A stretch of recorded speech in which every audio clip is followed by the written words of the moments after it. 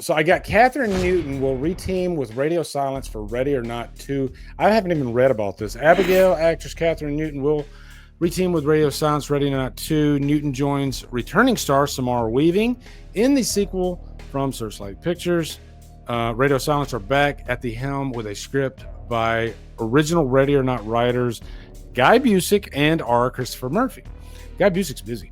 The first film followed a young bride as she joined her new husband's rich, eccentric family in a time-honored tradition that turned into a lethal game. I love game movies, like a deadly game, and that's what was so fun about Ready or Not. Now, Davey, you said did you just watch Ready or Not for the first time? Yeah, last night I was like, I got to prep for this thing. So I guess I should have watched Joker Folie à Deux as well, but I didn't know we were going to talk about that. I watched Ready or Not because I'm pretty lukewarm on Radio Silence in general, and everyone's told me that that's their best movie. So I was like, and I think Samara Weaving's really great. I mean, she's beautiful, but more importantly, I think she's a great performer. That's the most important thing. And I do think that like the premise of this movie, I think is really, really good. I was sort of distracted by the color grading of the film a little bit and the way some of the action was shot. But yeah, like Adam Brody put in a really great performance, probably one of his best that I've seen of his. I did think some of the humor was like a little odd, and the woman that played the aunt was pretty like over the top with her performance, but I had a good time watching this movie. Kind of reminded me of like You're Next a little bit. Yeah. A lot of people compare it to You're Next. And then even like the supernatural element that comes in at the end, I was like, oh, that's sort of like Cabin in the Woods kind of supernaturally sort of ending. And I was like, oh, they did that whole explosion thing in Abigail with the way the vampires reacted. Like that's just massive explosion.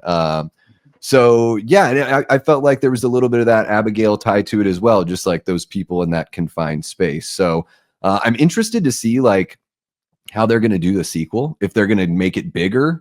The way that Smile 2 sort of did the same thing, but made it a little grander scale. I think that's really like the only way you can kind of do it. So I am curious to see how Samara Weaving's character comes in. Is she like there to help? Is it going to be some sort of like, I don't know. Is it going to be some sort of like Die Hard kind of thing with like the two people helping each other? Yeah. Yeah. It'll be wild. So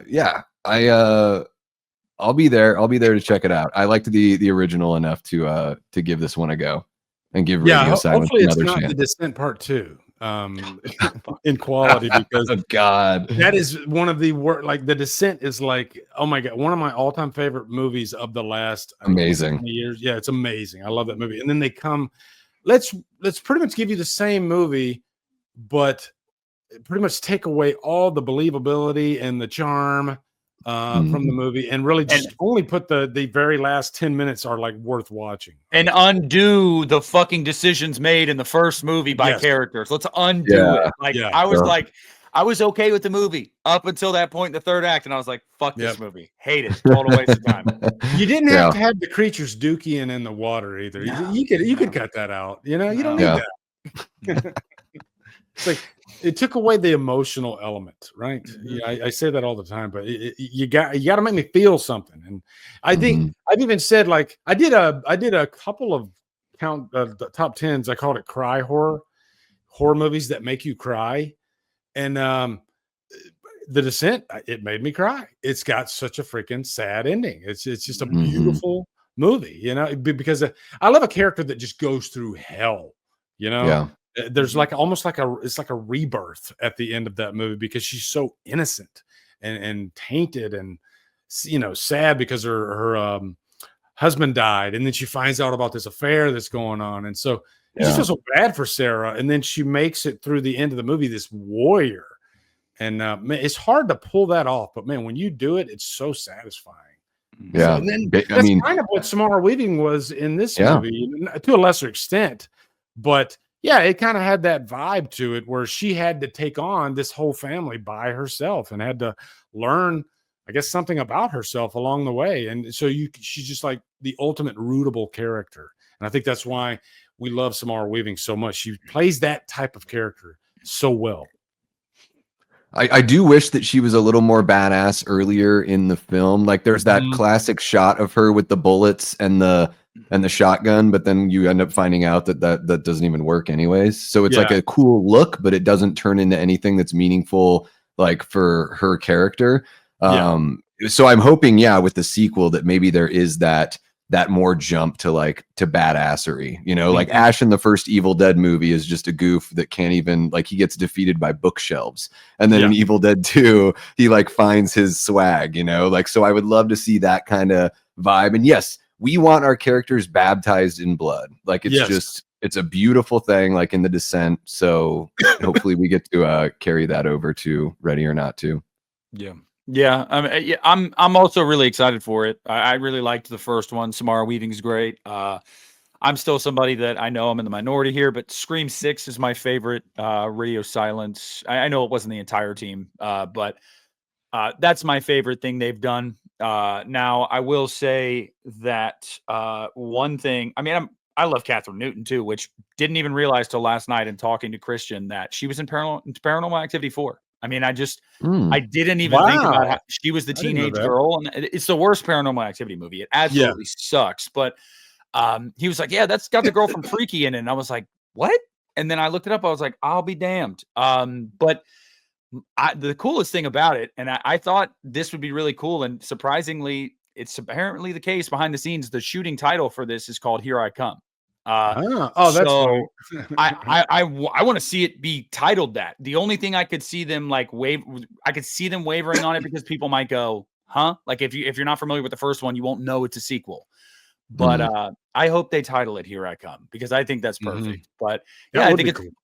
I don't know how Samara's going to come back into play in this movie at all, but I'm here. I trust him.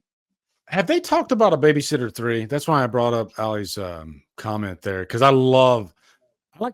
like both Babysitter movies. But is Jenna Ortega in the second Babysitter? Yes. Yep. Holy shit! That's what that just kind of came to me. I was like, damn, I forgot. It's weird how she's so big right now, but then you go back and you realize she was in Iron Man 3 as the little girl sitting under the Christmas tree. She was like freaking 6 years old, 5 years old. Yeah. Yep. So. She was in Insidious Chapter 2. Really? No way. Yes, and I'm trying to remember. Someone in the chat tell me where it is in the movie, but it's like a background role. Like she doesn't. You wouldn't even know unless somebody pointed it out to you. But go to Google right now and search, and you'll see that she has a credit. Yes, she is in Insidious Chapter. Crazy. Yep. Insidious Chapter 2 at the end scene. Yep. The girl from Lost is in Freddy vs. Jason. She's an extra. She doesn't have a single line. I'm trying to think of her name. Damn it. The curly-haired girl from Lost. Big part in Lost. I can't remember her name though. Damn it. Yeah, I didn't watch Lost. No. I heard JJ jaded up by the end. So sure. I do know that he was on Howard Stern years ago, and Howard asked him, "What the fuck was the black smoke?" And he couldn't answer. Well, hello there. You just watched an outrageous clip from the Hit the Bricks podcast. I really hope you enjoyed that clip. If you want to see more clips, you can click here or you can click here. And you can just have yourself a ball, all right? And also follow the Hit the Bricks podcast on Spotify as well. Thank you guys. Have a wonderful day.